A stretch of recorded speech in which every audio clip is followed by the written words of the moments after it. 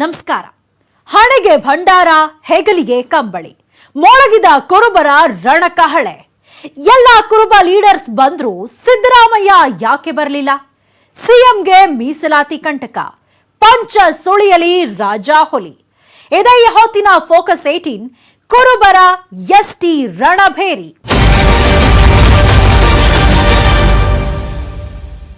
ರಾಜ್ಯ ರಾಜಧಾನಿ ಬೆಂಗಳೂರಲ್ಲಿ ಭಾನುವಾರ ಕುರುಬ ಸಮುದಾಯದ ಬೃಹತ್ ಸಮಾವೇಶ ನಡೆಯಿತು. ಈ ಸಮಾವೇಶದಲ್ಲಿ ರಾಜ್ಯದ ಎಲ್ಲಾ ಕುರುಬ ಸಮುದಾಯದ ಲೀಡರ್ಸ್ ಭಾಗವಹಿಸಿದ್ರು. ಆದ್ರೆ ಸಿದ್ದರಾಮಯ್ಯ ಮಾತ್ರ ಬಂದಿರಲಿಲ್ಲ. ಹಾಗಾದ್ರೆ ಕುರುಬ ಸಮಾವೇಶದಿಂದ ಸಿದ್ದರಾಮಯ್ಯ ಹೊರಗುಳಿದಿದ್ಯಾಕೆ? ಕುರುಬ ಎಸ್ಟಿ ಮೀಸಲಾತಿ ಹೋರಾಟದಲ್ಲಿ ಸಿದ್ದರಾಮಯ್ಯ ಅಂತರ ಕಾಯ್ದುಕೊಂಡಿದ್ಯಾಕೆ? ಆ ರೋಚಕ ಸ್ಟೋರಿ ಇದೀಗ ನಿಮ್ಮ ಮುಂದೆ. ಹಣೆಗೆ ಭಂಡಾರ, ಹೆಗಲಿಗೆ ಕಂಬಳಿ, ಮೊಳಗಿದ ಕುರುಬರ ರಣಕಹಳೆ. ಕುರುಬ ಸಮುದಾಯ ಎಸ್ಟಿಗೆ ಸೇರಲೇಬೇಕು, ಇದು ನಮ್ಮ ಹಕ್ಕೊತ್ತಾಯ. ಎಲ್ಲ ಕುರುಬ ಲೀಡರ್ಸ್ ಬಂದ್ರು ಸಿದ್ದರಾಮಯ್ಯ ಯಾಕೆ ಬರಲಿಲ್ಲ? ಸಿದ್ದರಾಮಯ್ಯ ವಿರುದ್ಧ ಆರ್ಎಸ್ಎಸ್ ಎತ್ಕಟ್ಟಿರೋದು. ಸಿಎಂಗೆ ಮೀಸಲಾತಿ ಕಂಟಕ, ಪಂಚ ಸುಳಿಯಲ್ಲಿ ರಾಜಾಹುಲಿ.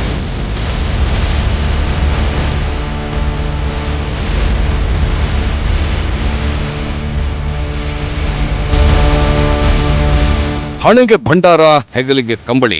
ರಾಜ್ಯ ರಾಜಧಾನಿ ಬೆಂಗಳೂರಿನಲ್ಲಿ ಕುರುಬರ ರಣಕಹಳೆ. ಎಸ್ಟಿ ಮೀಸಲಾತಿಗಾಗಿ ಪಟ್ಟು ಹಿಡಿದ ಕುರುಬ ಸಮುದಾಯ ಭಾನುವಾರ ಬೆಂಗಳೂರಿನಲ್ಲಿ ಬೃಹತ್ ಸಮಾವೇಶವನ್ನ ನಡೆಸಿತು.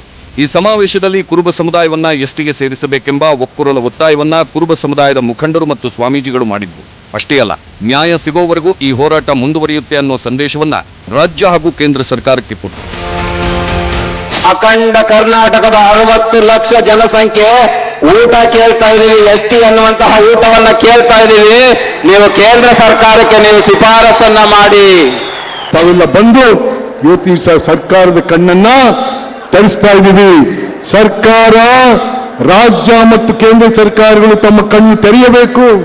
ಕುರುಬ ಸಮುದಾಯ ಎಸ್ಟಿಗೆ ಸೇರಲೇಬೇಕು, ಇದು ನಮ್ಮ ಹಕ್ಕೊತ್ತಾಯ.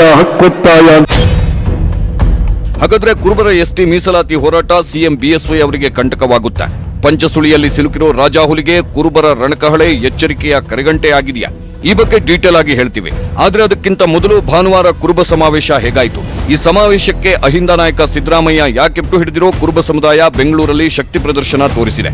ಬೆಂಗಳೂರಿನ ಮಾದವಾರದಲ್ಲಿರೋ ಬಿಐಇಸಿ ಮೈದಾನದಲ್ಲಿ ಬೃಹತ್ ಸಮಾವೇಶ ನಡೆದಿದ್ದು ಲಕ್ಷಾಂತರ ಕುರುಬರು ಭಾಗಿಯಾಗಿದ್ದು, ಕಾರ್ಯಕ್ರಮಕ್ಕೆ ಕಾಗಿನೆಲೆ ಶ್ರೀ ಚಾಲನೆ ನೀಡಿದ್ದು ರಾಜ್ಯದ ನಾನಾ ಮೂಲೆಗಳಿಂದ ಜನಸಾಗರವೇ ಹರಿದು ಬಂದಿತ್ತು. ಸುಮಾರು 5 ಲಕ್ಷಕ್ಕೂ ಹೆಚ್ಚು ಜನ ಪಾಲ್ಗೊಂಡಿದ್ರು.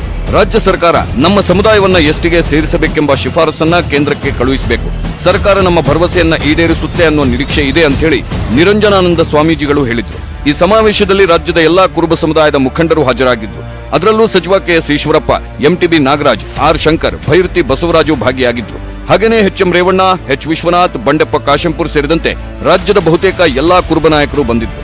ಆದ್ರೆ ಮಾಜಿ ಸಿಎಂ ಸಿದ್ದರಾಮಯ್ಯ ಮಾತ್ರ ಎಲ್ಲೂ ಕಾಣಿಸಲೇ ಇಲ್ಲ. ಹಾಗಾದ್ರೆ ಎಲ್ಲಾ ಕುರುಬ ಲೀಡರ್ಸ್ ಬಂದ್ರು ಸಿದ್ದರಾಮಯ್ಯ ಯಾಕೆ ಬರಲಿಲ್ಲ? ಅದಕ್ಕೆ ಕಾರಣ ಏನು ಅನ್ನೋ ಚರ್ಚೆಗಳು ಹುಟ್ಕೊಂಡಿವೆ. ಕುರುಬ ಎಸ್ಟಿ ಹೋರಾಟದಿಂದ ಸಿದ್ದು ಅಂತರ, ಧರ್ಮ ಸಂಕಟದಲ್ಲಿ ಸಿಲುಕಿದ್ರ ಸಿದ್ದರಾಮಯ್ಯ. ಪ್ರಿಯ ವೀಕ್ಷಕರೇ, ನಿಮ್ಗೆ ಗೊತ್ತಿದೆಯೋ ಇಲ್ವೋ? ನಿಜ ಹೇಳಬೇಕು ಅಂದ್ರೆ ಕುರುಬರ ಎಸ್ಟಿ ಮೀಸಲಾತಿಗಾಗಿ ಜನವರಿ 15ರಿಂದಲೇ ಪಾದಯಾತ್ರೆ ಶುರುವಾಗಿತ್ತು. 15ರಂದು ಕಾಗಿನೆಲೆಯಿಂದ ಪಾದಯಾತ್ರೆ ಪ್ರಾರಂಭವಾಗಿ ಫೆಬ್ರವರಿ 4ರಂದು ಬೆಂಗಳೂರಿನ ಅಣ್ಣಮ್ಮ ದೇವಾಲಯದಲ್ಲಿ ಸಮಾಪ್ತಿ ಮಾಡಲಾಗಿತ್ತು. ಸಚಿವ ಕೆಎಸ್ ಈಶ್ವರಪ್ಪ ಮತ್ತು ನಿರಂಜನಾನಂದಪುರಿ ಸ್ವಾಮೀಜಿ ನೇತೃತ್ವದಲ್ಲಿ ನಡೆದ ಕುರುಬರ ಎಸ್ಟಿ ಮೀಸಲಾತಿ ಹೋರಾಟಕ್ಕೆ ಮಾಜಿ ಸಿಎಂ ಸಿದ್ದರಾಮಯ್ಯನವರಿಗೂ ಆಹ್ವಾನ ಕೊಡಲಾಗಿತ್ತು. ಆದರೆ ಸಿದ್ದರಾಮಯ್ಯ ಮಾತ್ರ ಈ ಪಾದಯಾತ್ರೆಯಿಂದ ಅಂತರ ಕಾಯ್ದುಕೊಂಡಿದ್ದರು.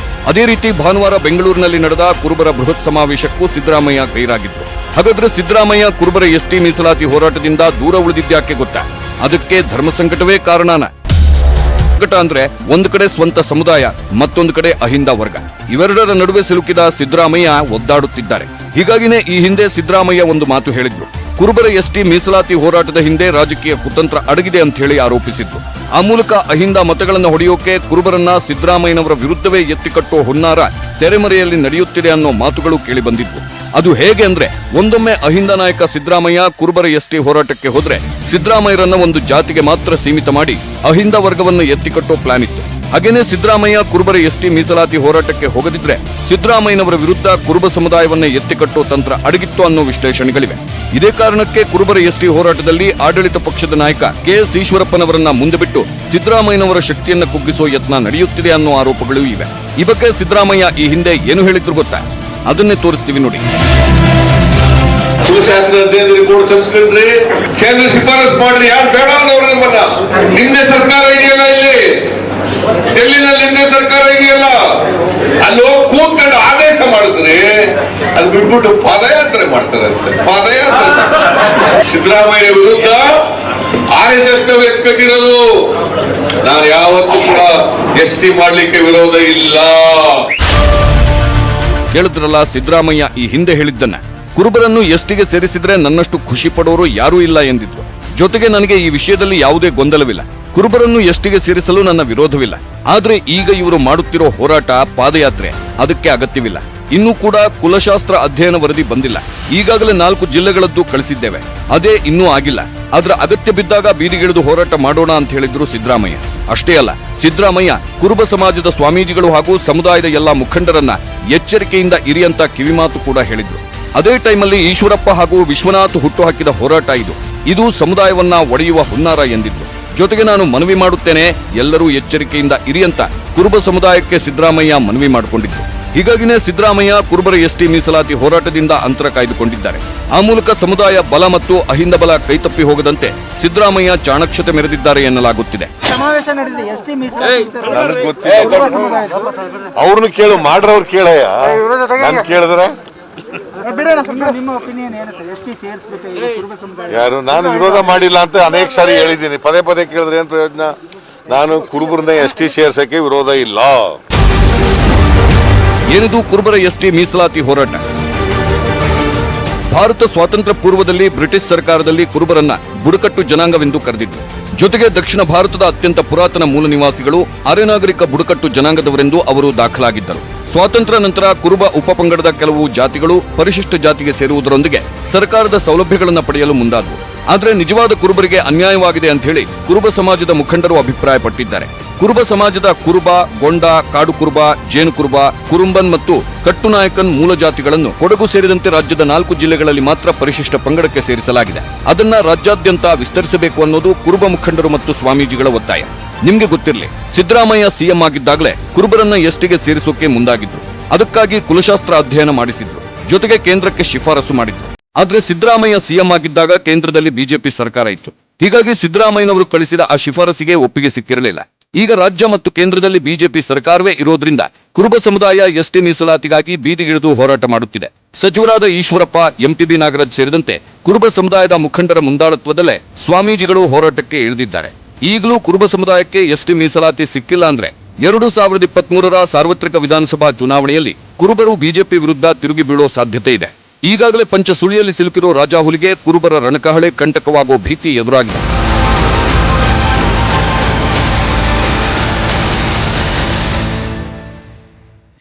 ಹಾಗಾದ್ರೆ ಏನಿದು ಪಂಚಸುಳಿ? ರಾಜಾಹುಲಿ ಬಿಎಸ್ವೈ ಅವರಿಗೆ ಕುರುಬರ ರಣಕಹಳೆ ಅದೇಗೆ ಕಂಟಕವಾಗತ್ತೆ ಅದನ್ನ ತೋರಿಸ್ತೀವಿ. ಆದ್ರೆ ಅದಕ್ಕಿಂತ ಮೊದಲು ಒಂದು ಸ್ಮಾಲ್ ಬ್ರೇಕ್. ರಾಜಾಹುಲಿ ಬಿಎಸ್ವೈ ಪಂಚಸುಳಿಯಲ್ಲಿ ಸಿಲುಕಿದ್ದಾರೆ. ಇದರ ಬೆನ್ನಲ್ಲೇ ಕುರುಬರ ರಣಕಹಳೆ ಸಿಎಂಗೆ ಕಂಟಕವಾಗೋ ಸಾಧ್ಯತೆ ಇದೆ. ಹಾಗಾದ್ರೆ ಸಿಎಂಗೆ ಎದುರಾಗೋ ಆ ಸಂಕಷ್ಟ ಏನು? ಏನಿದು ಪಂಚಸುಳಿ ಅಂತೀರಾ? ಹೇಳಿದೆ ನೋಡಿ, ಪಿನ್ ಟು ಪಿನ್ ಡೀಟೇಲ್ಸ್. ಭಾನುವಾರ ಬೆಂಗಳೂರಿನಲ್ಲಿ ನಡೆದ ಬೃಹತ್ ಕುರುಬ ಸಮಾವೇಶಕ್ಕೆ ಬರೋಬ್ಬರಿ 5 ಲಕ್ಷ ಮಂದಿ ಸೇರಿದರು. ಕುರುಬ ಸಮುದಾಯಕ್ಕೆ ಎಸ್ಟಿ ಮೀಸಲಾತಿಗಾಗಿ ಸಮುದಾಯದ ಸ್ವಾಮೀಜಿಗಳು ಮತ್ತು ರಾಜಕೀಯ ಮುಖಂಡರು ಪಟ್ಟು ಹಿಡಿದಿದ್ರು. ಎಸ್ಟಿ ಮೀಸಲಾತಿ ಕೊಟ್ಟಿಲ್ಲ ಅಂದ್ರೆ ಮುಂದೆ ಉಗ್ರ ಹೋರಾಟದ ಎಚ್ಚರಿಕೆ ಕೊಟ್ಟಿದ್ದಾರೆ. ಆದ್ರೆ ರಾಜಾಹುಲಿ ಬಿಎಸ್ವೈ ಈಗಾಗಲೇ ಪಂಚಸುಳಿಯಲ್ಲಿ ಸಿಲುಕಿದ್ದಾರೆ. ಅಂದ್ರೆ ಪಂಚಮಸಾಲಿ ಲಿಂಗಾಯತ ಸಮುದಾಯದ ಅಡಕತ್ತರಿಯಲ್ಲಿ ಸಿಲುಕಿದ್ದಾರೆ.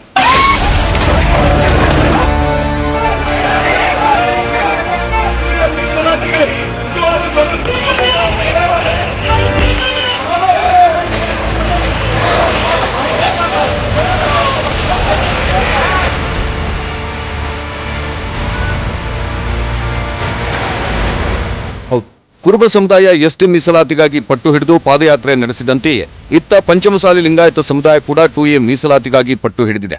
ಇವರಷ್ಟೇ ಅಲ್ಲ, ಮಗದೊಂದು ಕಡೆ ವಾಲ್ಮೀಕಿ ಸಮುದಾಯ ಕೂಡ ಮೀಸಲಾತಿ ಹೆಚ್ಚಳಕ್ಕಾಗಿ ಒತ್ತಡ ಹೇರುತ್ತಿದೆ. ಹೀಗಾಗಿ ಎಲ್ಲಾ ಸಮುದಾಯಗಳು ಮೀಸಲಾತಿ ಘೋಷಿಸುತ್ತಾ ಹೋದ್ರೆ ಮೀಸಲಾತಿ ಅನ್ನೋ ಪದಕ್ಕೆ ಅರ್ಥ ಇಲ್ಲದಂತಾಗಿ ಹೋಗುತ್ತೆ. ಹೀಗಾಗಿ ಸಿಎಂ ಬಿಎಸ್ವೈ ಅಲೆದು ತೂಗಿ ತೀರ್ಮಾನ ತಗೋಬೇಕಿತ್ತು. ಆದರೆ ಶನಿವಾರ ಪಂಚಮಸಾಲಿ ಸಮುದಾಯ 2A ಮೀಸಲಾತಿಗಾಗಿ ಬಸನಗೌಡ ಪಾಟೀಲ್ ಯತ್ನಾಳ್ ವಿಧಾನಸೌಧದಲ್ಲಿ ಈ ಬಗ್ಗೆ ಪ್ರಸ್ತಾಪಿಸಿದಾಗ ರಾಜಾಹುಲಿ ಬಿಎಸ್ವೈ ಅದು ಸಾಧ್ಯವಿಲ್ಲ ಎಂದಿದ್ರು. ಅಷ್ಟೇ ಅಲ್ಲ, ನಮ್ಮದು ರಾಷ್ಟ್ರೀಯ ಪಕ್ಷವೇ ಹೊರತು ಪ್ರಾದೇಶಿಕ ಪಕ್ಷವಲ್ಲ.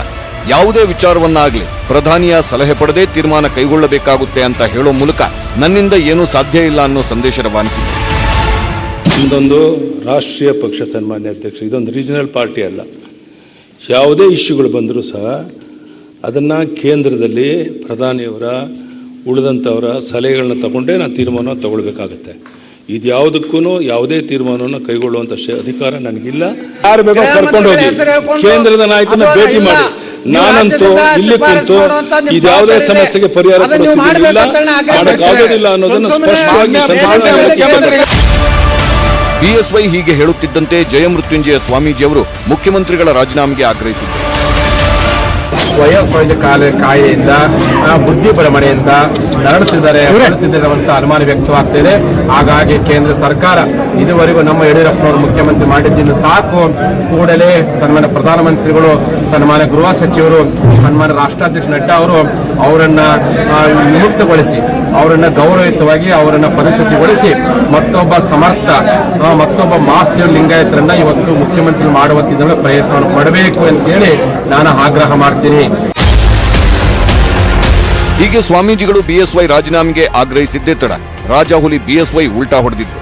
ರಾಜ್ಯದ ಎಲ್ಲ ಸಮುದಾಯಗಳ ಒಳಿತಿಗೆ ನಾನು ಬದ್ಧನಾಗಿದ್ದೇನೆ. ಇಂಥ ಗಂಭೀರ ವಿಷಯಗಳ ಬಗ್ಗೆ ತರಾತುರಿಯಲ್ಲಿ ನಿರ್ಧಾರ ತೆಗೆದುಕೊಳ್ಳದೆ ತಜ್ಞರೊಂದಿಗೆ ಸಮಗ್ರವಾಗಿ ಚರ್ಚಿಸಿ ಎಲ್ಲರನ್ನೂ ವಿಶ್ವಾಸಕ್ಕೆ ತೆಗೆದುಕೊಂಡು ಮುಂದುವರಿಯಬೇಕಾಗುತ್ತದೆ. ಹಾಗಾಗಿ ಈ ನಿಟ್ಟಿನಲ್ಲಿ ನಾನು ತಮ್ಮೆಲ್ಲರ ಸಹಕಾರ ಕೋರುತ್ತೇನೆ ಎಂದಿದ್ರು. ಅಷ್ಟೇ ಅಲ್ಲ, ಲಿಂಗಾಯತ ಪಂಚಮಸಾಲಿ ಜನಾಂಗದ ಸ್ಥಿತಿಗತಿ ಬಗ್ಗೆ ಸಮಗ್ರ ಅಧ್ಯಯನ ಮಾಡಿ ವರದಿ ಸಲ್ಲಿಸುವಂತೆ ಸಿಎಂ ಬಿಎಸ್ವೈ ರಾಜ್ಯ ಹಿಂದುಳಿದ ವರ್ಗಗಳ ಆಯೋಗಕ್ಕೆ ಸೂಚಿಸಿದ್ರು.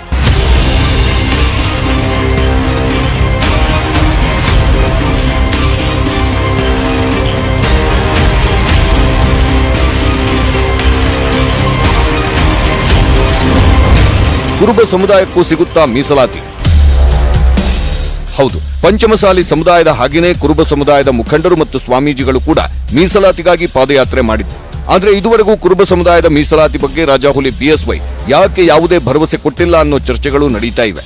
ನಿಮ್ಗೆ ಗೊತ್ತಿರಲಿ, ಕುರುಬ ಸಮಾಜವನ್ನ ಪರಿಶಿಷ್ಟ ಪಂಗಡಕ್ಕೆ ಸೇರಿಸಲು ಹೋರಾಟ ನಡೆಯುತ್ತಿರೋದು ಇದೇ ಮೊದಲಲ್ಲ. ದೇವರಾಜ ಅರಸು ಸಿಎಂ ಆಗಿದ್ದಾಗಿನಿಂದಲೂ ನಡೆಯುತ್ತಿವೆ. ಅಷ್ಟೇ ಅಲ್ಲ, ಇಡೀ ರಾಜ್ಯದಲ್ಲಿ ಕುರುಬ ಸಮುದಾಯಕ್ಕೆ ಸೇರಿದ ಒಟ್ಟು 60 ಲಕ್ಷ ಜನರಿದ್ದಾರೆ. ಕುರುಬ ಸಮುದಾಯವನ್ನ ಎಸ್ಟಿಗೆ ಸೇರಿಸಿದ್ರೆ ಈ ಎಲ್ಲರಿಗೂ ಅನುಕೂಲವಾಗುತ್ತೆ ಅನ್ನೋ ಲೆಕ್ಕಾಚಾರವಿದೆ. ಆದರೆ ರಾಜ್ಯ ಮತ್ತು ಕೇಂದ್ರ ಸರ್ಕಾರ ಕುರುಬ ಸಮುದಾಯದ ಹೋರಾಟಕ್ಕೆ ಮಣಿಯುತ್ತಾ ಅನ್ನೋದೇ ಸದ್ಯದ ಕುತೂಹಲ. ಹಾಗೊಮ್ಮೆ ಕುರುಬ ಸಮುದಾಯದ ಹೋರಾಟಕ್ಕೆ ಮಣಿಯದಿದ್ರೆ ಕುರುಬ ಸಮುದಾಯ ಬಿಜೆಪಿ ವಿರುದ್ಧ ತಿರುಗಿ ಬೀಳೋ ಸಾಧ್ಯತೆ ಇದೆ.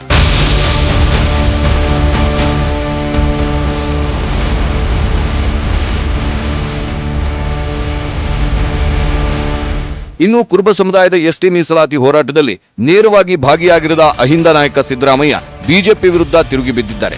ಕೇಂದ್ರ ಹಾಗೂ ರಾಜ್ಯದಲ್ಲಿ ಬಿಜೆಪಿ ಸರ್ಕಾರವೇ ಇದೆ. ಹೀಗಾಗಿ ಈಶ್ವರಪ್ಪ ನೇತೃತ್ವದಲ್ಲಿ ಪಾದಯಾತ್ರೆ ಮಾಡಿಸುವ ಅವಶ್ಯಕತೆ ಆದರೂ ಏನಿತ್ತು ಅಂತ ಪ್ರಶ್ನೆ ಮಾಡಿದ್ದಾರೆ. ಅಷ್ಟೇ ಅಲ್ಲ, ಎಸ್ಟಿಗೆ ಈಗಿರೋ ಮೀಸಲಾತಿ ಕೇವಲ 3%. ಹಿಂದುಳಿದ ವರ್ಗವಾಗಿರೋ ಕುರುಬ ಸಮುದಾಯಕ್ಕಿರೋದು 15% ಮೀಸಲಾತಿ. ಹೀಗಿರುವಾಗ ಕುರುಬ ಸಮುದಾಯವನ್ನ ಎಸ್ಟಿಗೆ ಸೇರಿಸಿದ್ರೆ ಹೇಗೆ? ಹಾಗೂ ಒಮ್ಮೆ ಎಸ್ಟಿಗೆ ಸೇರಿಸಬೇಕು ಅಂದ್ರೆ ಮೊದಲು ಎಸ್ಟಿಗೆ 20% ಮೀಸಲಾತಿ ಕೊಡಿಸಿ, ಆನಂತರ ಎಸ್ಟಿ ಮೀಸಲಾತಿಗಾಗಿ ಹೋರಾಡಿ ಅಂತ ಹೇಳಿ ಕಿವಿ ಮಾತು ಹೇಳಿದ್ದಾರೆ. ಅದೇನೇ ಇದ್ರೂ ಕುರುಬ ಸಮುದಾಯ ಮತ್ತು ಪಂಚಮಸಾಲಿ ಸಮುದಾಯದ ಮೀಸಲಾತಿ ಮಹಾಸಮರ ಸಿಎಂ ಬಿಎಸ್ವೈ ಅವರ ಪೀಕಲಾಟಕ್ಕೆ ಬಂದಿದೆ. ಕುರುಬ ಮತ್ತು ಪಂಚಮಸಾಲಿ ಸಮುದಾಯಗಳಷ್ಟೇ ಅಲ್ಲ, ಇನ್ನು ಕೆಲ ಸಮುದಾಯಗಳು ಮೀಸಲಾತಿಗಾಗಿ ಪಟ್ಟು ಹಿಡಿದಿವೆ. ಹಾಗಾದ್ರೆ ಯಾವುವು ಆ ಸಮುದಾಯಗಳು? ಅವು ರಾಜಾಹುಲಿ ಬಿಎಸ್ವೈಗೆ ಹೇಗೆ ಕಂಟಕವಾಗ್ತವೆ? ಅದನ್ನ ತೋರಿಸ್ತೀವಿ. ಆದ್ರೆ ಅದಕ್ಕಿಂತ ಮೊದಲು ಒಂದು ಚಿಕ್ಕ ಬ್ರೇಕ್. ಮೀಸಲಾತಿ ಅನ್ನೋದು ಸಿಎಂ ಬಿಎಸ್ವೈಗೆ ನಿಜವಾಗಿಯೂ ಅಗ್ನಿ ಪರೀಕ್ಷೆಯಾಗಿದೆ. ಒಂದು ಸಮುದಾಯಕ್ಕೆ ಮೀಸಲಾತಿಗೆ ಅಸ್ತು ಅಂದ್ರೆ ಇನ್ನುಳಿದ ಸಮುದಾಯಗಳು ತಮಗೂ ಮೀಸಲಾತಿ ಕೊಡಿ ಅಂತ ಹೇಳಿ ರೊಚ್ಚಿಗೇಳೋ ಸಾಧ್ಯತೆ ಇದೆ. ಹಾಗಾದ್ರೆ ಈ ಅಗ್ನಿ ಪರೀಕ್ಷೆಯಿಂದ ಬಿಎಸ್ವೈ ಅದ್ ಹೇಗೆ ಪಾರಾಗ್ತಾರೆ? ಇಲ್ಲಿದೆ ನೋಡಿ ಕಂಪ್ಲೀಟ್ ರಿಪೋರ್ಟ್. 2ಎಗಾಗಿ ಪಂಚಮಸಾಲಿ ಸಮುದಾಯ, ಎಸ್ಟಿ ಮೀಸಲಾತಿಗಾಗಿ ಕುರುಬ ಸಮುದಾಯಗಳು ಪಟ್ಟು ಹಿಡಿದಿವೆ. ಇದರ ಜೊತೆಗೆ ಎಸ್ಟಿ ಮೀಸಲಾತಿ ಹೆಚ್ಚಳಕ್ಕಾಗಿ ವಾಲ್ಮೀಕಿ ಸಮುದಾಯ ಕೂಡ ಒತ್ತಾಯಿಸುತ್ತಲೇ ಇದೆ. ಹಾಗೇನೇ ಈಡಿಗ ಸಮುದಾಯ, ಗೊಲ್ಲ ಸಮುದಾಯ, ಹೀಗೆ 10 ಹಿಂದುಳಿದ ಸಮುದಾಯಗಳು ತಮಗೂ ಮೀಸಲಾತಿ ಕೊಡಿ ಅಂತ ಬೀದಿಗಿಳಿಯೋ ಸಾಧ್ಯತೆ ಇದೆ. ಹೀಗಿರುವಾಗಲೇ ಸಿಎಂ ಬಿಎಸ್ವೈ ಲಿಂಗಾಯತ ಪಂಚಮಸಾಲಿ ಜನಾಂಗದ ಸ್ಥಿತಿಗತಿ ಬಗ್ಗೆ ಸಮಗ್ರ ಅಧ್ಯಯನ ಮಾಡಿ ವರದಿ ಸಲ್ಲಿಸುವಂತೆ ರಾಜ್ಯ ಹಿಂದುಳಿದ ವರ್ಗಗಳ ಆಯೋಗಕ್ಕೆ ಸೂಚಿಸಿದ್ದಾರೆ.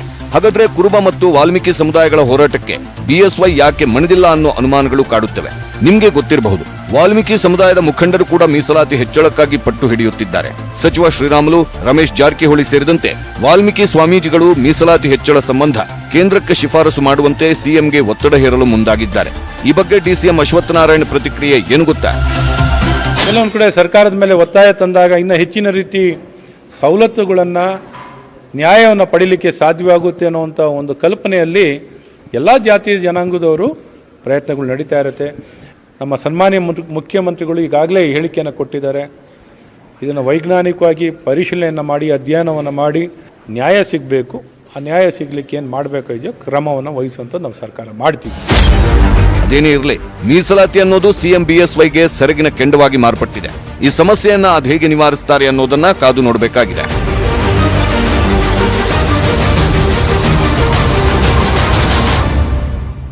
ನೋಡಿದ್ರಲ್ಲ, ಇದಾಗಿತ್ತು ಈ ಹೊತ್ತಿನ ಫೋಕಸ್ 18. ನೋಡ್ತಾರಿ ನ್ಯೂಸ್ 18 ಕನ್ನಡ. ಜಾಲ ನಮ್ಮದು, ಬಲ ನಿಮ್ಮದು.